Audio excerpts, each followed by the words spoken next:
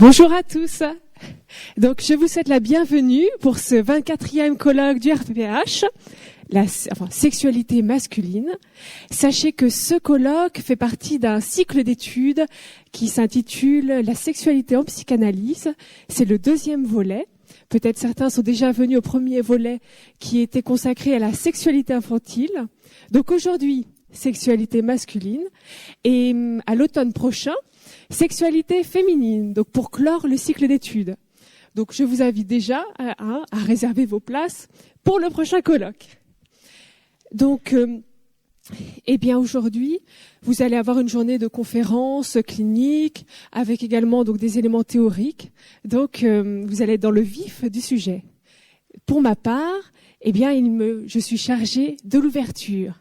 Donc ce qui est bien, c'est que je pose les questions, mais je ne réponds pas. Ce sont les collègues qui seront chargés de répondre à nos interrogations. Est-ce que vous m'entendez bien? Ça va? Oui. Donc, nous commençons tout de suite.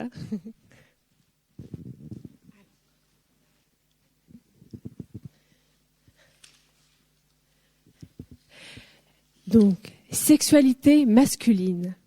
Le point d'interrogation n'est pas anodin. Donc, voici un peu mes questions. Existe-t-il une sexualité dite masculine, distincte d'une sexualité féminine? Coïncide-t-elle avec la différence anatomique des sexes? Bref, quelle est la validité des concepts de masculin et de féminin en psychanalyse? J'attends des réponses durant cette journée. Donc, bien entendu, ces questions sont bien antérieures à la naissance de la psychanalyse. C'est pourquoi je vous invite à vous arrêter quelques instants avant de plonger dans le vif des théories psychanalytiques sur nos ancêtres et plus précisément, nous allons à Athènes. Jean-Baptiste, je vous en prie. Voilà. Alors, donc si la civilisation grecque a défini les canons d'une beauté masculine idéale, comme en attestent ses sculptures, comme vous avez pu voir tout à l'heure, au-delà de son art, sa pensée a façonné une certaine idée de l'homme. Allons donc pousser la dialectique sur ce sujet avec Socrate, Aristote et Platon. Donc soyez attentifs, car s'y dévoilent des sources de la pensée du docteur Freud. Je puiserai principalement au célèbre banquet de Platon et à l'essai de Michel Foucault, l'histoire de la sexualité, l'usage des plaisirs. Donc, le peuple grec, il est réputé pour sa libéralité dans les mœurs sexuelles. En effet, l'activité sexuelle compte pour Aristote parmi les désirs les plus naturels et nécessaires qui soient, puisqu'elle tend vers le plaisir, but de fait désirable, et qu'elle permet la continuité de l'espèce par la procréation. Cependant, apparaît au IVe siècle avant Jésus-Christ le souci d'opérer une délimitation qui permette de fixer jusqu'à quel point et dans quelle mesure il est convenable de pratiquer les aphrodisias. Pour quelle raison? Selon les penseurs grecs, l'appétit sexuel possède par nature une force portée vers l'excès, incitant l'homme à rechercher cette activité au-delà de la simple satisfaction des besoins. D'où la nécessité pour les Grecs de canaliser cette énergie sexuelle afin que l'être ne soit pas totalement emporté par les plaisirs au détriment de ses responsabilités familiales, professionnelles, politiques. C'est donc l'intensité de l'activité sexuelle, plus que le choix du partenaire, qui fait l'objet d'une réflexion morale à cette époque. On cherche à savoir si l'individu s'y livre avec tempérance, c'est-à-dire avec modération, ou bien s'il s'abandonne sans retenue à la volupté, au risque de devenir improductif, voire même de développer une pathologie. Alors qu'aucune institution, religieuse ou médicale, ne prétend déterminer ce qui est permis ou défendu, normal ou anormal, en matière de sexualité, une élite a à cœur de se forger une conduite morale dans la manière d'expérimenter le plaisir sexuel, afin de s'élever dans la vie. Le chemin vers la sagesse et la vertu passe notamment par la résistance à ses propres tentations et désirs, dans une joute avec soi-même. Cette domination de soi allant de pair avec une plus grande liberté individuelle. Donc les médecins grecs proposent une diététique des aphrodisiaques, sorte d'art de vivre salutaire pour la santé du corps et de l'âme. Ils recommandent à l'homme de pratiquer le sexe avec continence pour plusieurs raisons. Le coït affaiblit l'homme au moment où s'échappe la précieuse semence, substance énergétique vitale. Ainsi, il déconseille fortement les rapports sexuels avant une bataille, afin de ne pas gaspiller la force nécessaire au combat. L'excès d'activité sexuelle est rendu responsable de nombreuses maladies. Plus tard, au second siècle, la conjonction sexuelle sera comparée à la crise d'épilepsie. Comment les philosophes abordent-ils la sexualité masculine à cette époque? Peut-être Jean-Baptiste, si vous pouvez... Voilà, on va changer un peu d'image. Alors c'est pour illustrer un peu l'homme grec du IVe siècle, dans l'art grec. En fait, il n'existe pas dans le vocabulaire grec de termes spécifiant une sexualité masculine d'une sexualité féminine. Cependant, une distinction majeure s'opère entre celui qui pénètre et celui qui est pénétré dans le rapport sexuel. Ainsi, les hommes adultes et libres se doivent de tenir le rôle actif, tandis que les agents passifs comprennent les femmes, mais également les garçons et les esclaves. Est homme celui qui fait valoir sur lui-même, avant même que sur les autres, ses qualités viriles, sa capacité à se commander soi-même avant d'ordonner aux esclaves et à sa femme. À l'inverse, l'intempérance relève d'une passivité qui l'apparente à la féminité et est sanctionnée socialement car elle traduit une transgression de son rôle sexuel basé sur l'activité. Ainsi, l'excès et la passivité sont pour un homme les deux formes majeures de l'immoralité dans la pratique des aphrodisiaques.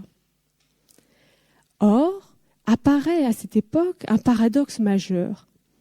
Dans une culture où domine un tel modèle de maîtrise chez l'homme, dans sa vie sexuelle comme vis-à-vis de ses passions, comment expliquer que soient valorisés comme des signes de raffinement les amours entre mâles?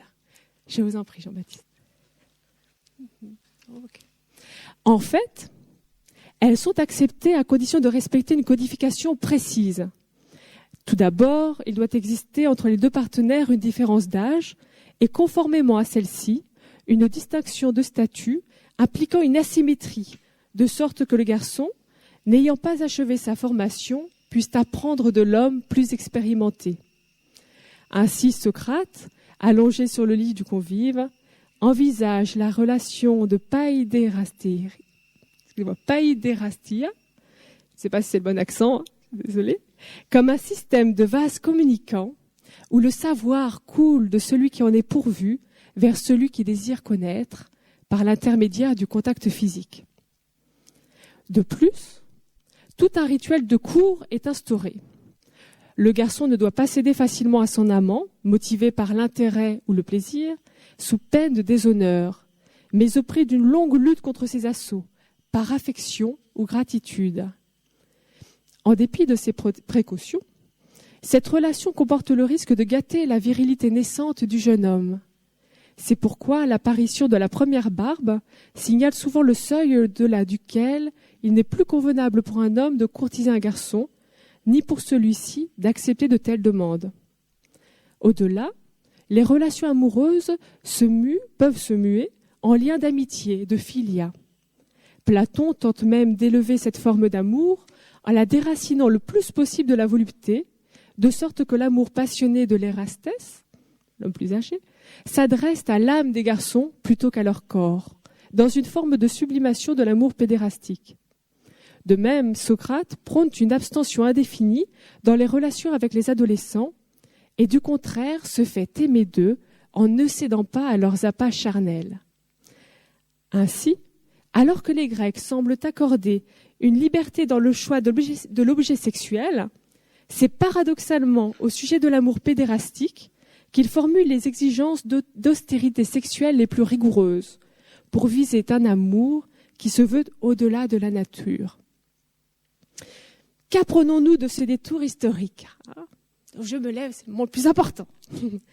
Chez les Grecs, comme chez Freud, le concept de masculin n'acquiert une significativité pour décrire la sexualité qu'à partir du moment où il fusionne avec l'activité. De même, la vie sexuelle s'organise pour les deux sexes autour du phallus. S'il existe bien une distinction fondamentale, elle a trait à la différence anatomique des sexes, qui va modeler le destin du complexe d'Œdipe pour les deux sexes. D'autre part, la philosophie antique tente de résoudre, à sa manière, l'un des conflits majeurs de la sexualité de l'homme, la difficulté à faire avec ses tendances passives, inhérentes à sa condition d'être bisexuel, au sens biologique comme psychique. Toutefois, en quoi ces deux modèles diffèrent-ils ? Alors que les premiers, donc les Grecs, ont choisi de réprimer les vœux passifs par un contrôle renforcé du moi, ce qu'on peut peut-être aussi même trouver aujourd'hui dans des psychothérapies centrées sur la maîtrise par l'ego. La psychanalyse propose-t-elle une autre voie qui se construit par la parole, permettant la rencontre avec les fantasmes inconscients et la reconnaissance de la castration. De même, la passivité dont parle Freud se situe hors du registre social et renvoie à l'attitude féminine dans la relation à un autre homme. Elle prend sa source dans le souhait du garçon de remplacer la mère auprès du père dans le rapport sexuel, qui se paye du prix de sa propre castration. Peut-on interpréter le modèle moral grec du IVe siècle comme une expression de la protestation masculine ? Abandonnons donc, nous abandonnons l'illusoire mythe de virilité pure. On peut remettre notre bel homme de juste avant, là. Hélas, il va arriver. Voilà, hélas, nous devons l'abandonner.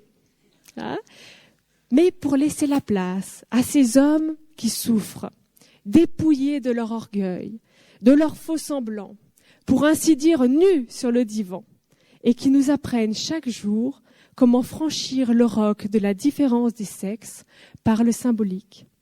Que le colloque commence.